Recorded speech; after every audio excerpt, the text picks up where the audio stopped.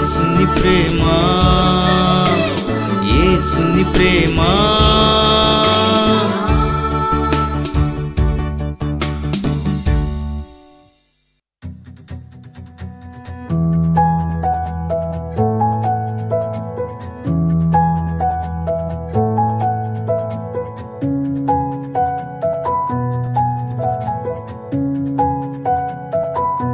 స్తుతి నైవేద్యం. Praise the lord. ప్రభునందు ప్రియమైన వాళ్ళరా, అందరూ బాగున్నారు కదండి. మరి ప్రతిరోజు దేవుని యొక్క వాక్యం వినటం మనకెంతో దీవెన, ఆశీర్వాదం, అలాగే శరీరానికి కూడా ఆరోగ్యం. దేవుని యొక్క వాక్యం ధ్యానం చేసుకుందాం. 119వ కీర్తన 126, 127 వచనాల మట్టుకు ధ్యానం చేద్దాం. జనులు నీ ధర్మశాస్త్రమును నిరర్థకం చేసి ఉన్నారు. యెహోవా తన క్రియ జరిగించుటకు ఇదే సమయం. బంగారు కంటెను అపరంజి కంటెను నీ ఆజ్ఞలు నాకు ఎంతో ప్రియముగా ఉన్నవి. ప్రార్థన చేసుకుందాం. గొప్ప తండ్రి, మీకే వందనాలు నాయనా. మరొకసారి నీ దాసుడిని మరుగు చేసి మీరే మాట్లాడమని, ఈ వాక్యం అందరికీ దీవెనకరంగా ఆశీర్వాదకరంగా ఉండుటకు సహాయము చేయమని యేసు నామమున ప్రార్థన చేయుచున్నాం తండ్రి. ఆమేన్. ఇక్కడ కీర్తనకారుడు ఒక విషయమే ఆయన బాధపడుతూ ఉన్నాడు. ఒక్కోసారి మనకి కొన్ని విషయాలు బాధను కలిగజేస్తాయి. మనుషులు దేవుని యొక్క వాక్యాన్ని నిరర్థకం చేసినప్పుడు మరి ఎంతో బాధ కలుగుతుంది. దేవుని యొక్క వాక్యము అది ఎంతో దీవెనకరమైంది. దేవుని వాక్యాన్ని దేవుడు మనకు ఊరికనే ఇవ్వలేదు. మనము దానిని నిరర్థకము చేయకూడదు, వ్యర్థంగా చేసుకోకూడదు. వాక్యము నిరర్థకం ఎప్పుడవుతుందంటే, వాక్యం విన్నా దాన్ని పాటించకపోతే ఆ వాక్యము నిరర్థకమే. కాబట్టి ఇక్కడ కీర్తనకారుడు ఏమంటున్నాడంటే, జనులు నీ ధర్మశాస్త్రమును నిరర్థకము చేసి ఉన్నారు. వ్యర్థంగా చాలా మంది వాక్యం వింటున్నారు, కానీ దాన్ని పాటించడానికి వారు ప్రయత్నం చేయట్లేదు. ఏంటి వారి జీవితానికి వాక్యాన్ని అన్వయించుకోకపోతే అది నిరర్థకం అవుతుంది. కాబట్టి ఇలాంటి విషయాలు మనం గ్రహించినప్పుడు మనకి బాధ కలగాలి. నిరర్థకం జరగకూడదని ప్రార్థన మనము చేయాలి. దేవుని యొక్క వాక్యాన్ని పాటించాలంటే నామకార్థమైన క్రైస్తత్వం ముందుగా మనలో నుంచి పోవాలి, అందరిలో నుంచి పోవాలి. అప్పుడు దేవుని వాక్యాన్ని పాటిస్తే దేవుడు మనకి ధర్మశాస్త్రాన్ని ఇచ్చినందుకు వ్యర్థము కాకుండా అది మనలో ఫలిస్తుంది. అది దేవునికి ఎంతో సంతోషకరం అవుతుంది. దేవుని వాక్యం ఎంత గొప్పదో ఇక్కడ చెప్తున్నాడు. యెహోవా తన క్రియ జరిగించుటకు ఇదే సమయం.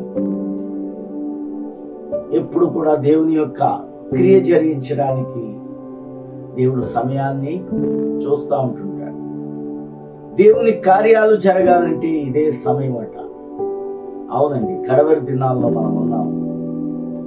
వాక్యాన్ని నిరర్థకం చేయవద్దు. దేవుని క్రియలు జరిగించే కాలంలో మనం ఉన్నాం. ఇదే సమయం అంటున్నాడు. కాబట్టి దేవుని వాక్యాన్ని విలువగా చూద్దాం.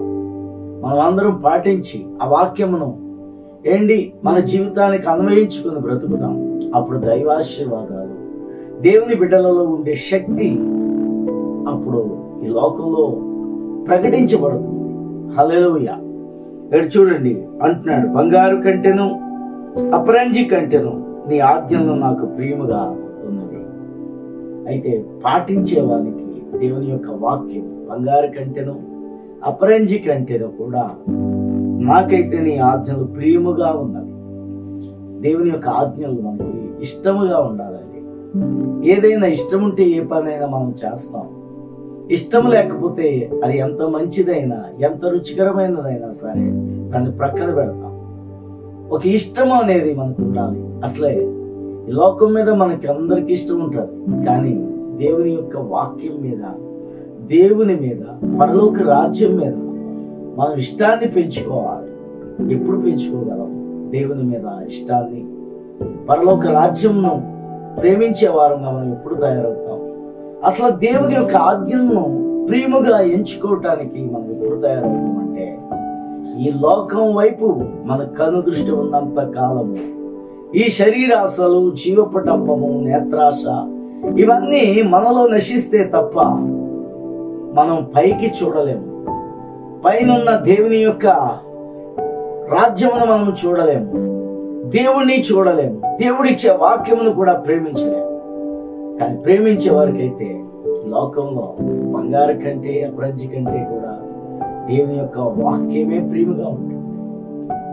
అసలు వాక్యమును ఈ లోకములో విలువైన ఈ బంగారము వాటితో కూడా పోల్చడానికి వీలు కాదు. ఎందుకంటే వాక్యం చాలా గొప్పది. అది బ్రతుకులను మార్చేది, అది జీవాన్ని కలిగించేది, నిత్య జీవాన్ని ఇచ్చేది దేవుని వాక్యమే. దేవుని యొక్క వాక్యమును బట్టే ఈరోజు మనము యేసు ప్రభువారిని రక్షకుడని గ్రహించాం, అంగీకరించాం. దేవుని యొక్క వాక్యమును బట్టే విశ్వాసంలో నడుస్తాం. కాబట్టి ఈ యొక్క వాక్యాన్ని చెప్పాలంటే బంగారంతోనూ లేకపోతే విలువైన వజ్ర వైడూర్యాలతోనూ మనం పోల్చలేము. ఎందుకంటే ఉన్నతమైనది దేవుని యొక్క వాక్యం.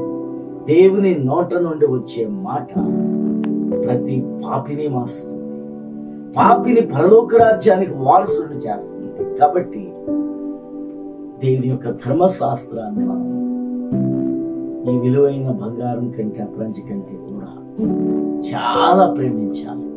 అలా ప్రేమించే వారంగా మనం ఉండాలంటే అది కూడా దేవుడిని అడగాలి. నీ వాక్యాన్ని ప్రేమించే జ్ఞానం నాకు దయచేయండి. నీ వాక్యాన్ని ప్రేమిస్తేనే ప్రభా నీతో నేను నడవగలుగుతాను నాయన. అటువంటి కృపను నాకు అనుగ్రహించవా దేవా అని మనం ప్రార్థించాలి. దేవుడి అనుగ్రహాన్ని మనకి ఇచ్చును కాక. మహాపరిశుద్ధుడు అయిన మా తండ్రి, నీకే వందనాలు ప్రభా. నీ దివ్యమైన వాక్యము ద్వారా ఎన్నో విషయాలు మనకు తెలియజేస్తున్నావు. వీటిని గ్రహించి మన జీవితాన్ని ఏవో ప్రభా వ్యర్థపరచుకోకుండా, లోక విషయాల్లో పడిపోకుండా, దైవ విషయాల మీద ఆసక్తి చూపేవారుగా, నీ ధర్మశాస్త్రమును ప్రేమగా ఎంచుకునే వారుగా మేము ఉండుటకు నీ కృపను అనుగ్రహించమని యేసు నామమున ప్రార్థన చేయుచున్నాము. ఆమేన్. ఈరోజు పుట్టినరోజు జరుపుకుంటున్న బ్రదర్ శామ్యుల్ కర్మోజీ గారిని దేవుడు దీవించి ఆస్వాదించి ఇంకా బలంగా అభిషేకించి వాడుకున్నాను గాక. మీ మినిస్ట్రీని, మీ కుటుంబాన్ని కూడా దేవుడు బహుగా దీవించి ఫలింపచేయను గాక. Happy birthday to you Samuel గారు. అలాగే ఈరోజు పెళ్లి రోజు జరుపుకుంటున్న కృపారావు గారిని, ఆశీర్వాదిని గారిని దేవుడు దీవించి వారి దాంపత్య జీవితంలో ఇంకనూ ఐక్యత, ప్రేమ, సమాధానాలతో దేవుడు నింపి వారి బిడ్డను కూడా దీవించి ఆస్వాదించి కృపతో నింపును గాక. హ్యాపీ వెడ్డింగ్ యానివర్సరీ కృపారావు గారు, అలాగే ఆశీర్వాదిని. God bless you.